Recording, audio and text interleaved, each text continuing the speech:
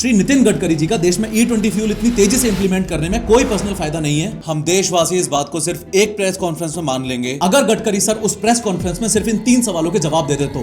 Question number 1, new Delhi में business today summit में आपने बोला था कि गाड़ियों में 20% इथेनॉल ब्लेंडेड फ्यूल डालने से कोई दिक्कत नहीं होती, बाकी देशों में भी है, ब्राजील ने भी इंप्लीमेंट किया है वगैरह वगैरह। तो देखो सर, पहली बात ऐसी है कि दिक्कत तो होती है, आए दिन नए नए केसेस रिकॉर्ड हो रहे हैं जहां लोग E20 फ्यूल की वजह से उनके व्हीकल्स में होने वाली प्रॉब्लम्स बता रहे हैं, बस कोई सुनने वाला चाहिए। दूसरी बात यह कि अगर E20 fuel non compliant cars को डैमेज करता ही नहीं है तो सरकार देश में बनने वाली हर नई गाड़ी को इतनी तेजी से E20 कंप्लाइंट क्यों बनाने की कोशिश कर रही है। और रही बात ब्राजील की, तो ब्राजील ने E20 और E30 खुद के देश में तब इंप्लीमेंट किया था जब उनके मोस्ट व्हीकल्स उस काबिल बन चुके थे, और फिर भी उन्होंने E0 और E10 के ऑप्शंस दिए थे। पर भारत में तो ऑप्शन ही नहीं है, भले ही गाड़ी खराब हो जाए E20 ही भरवाना पड़ेगा। क्वेश्चन नंबर 2, जब अपने देश में E20 फ्यूल इंप्लीमेंट करने का ओरिजिनल प्लान साल 2030 तक था, तो अचानक से इस पूरे प्लान को फास्ट ट्रैक करके 1-1.5 साल में क्यों निपटाया जा रहा है। 2030 तक रोड पर चलने वाली मैक्सिमम गाड़ियां E20 कंप्लाइंट हो जाती हैं और जनता को कोई दिक्कत नहीं होती।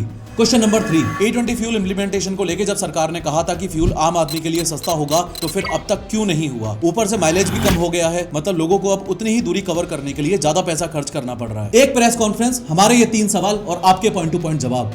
प्रतिनिधि हो आप हमारे, बहुत उम्मीदों से आपको उस गद्दी पे बिठाया है, क्या हम आपसे इतना भी नहीं मांग सकते।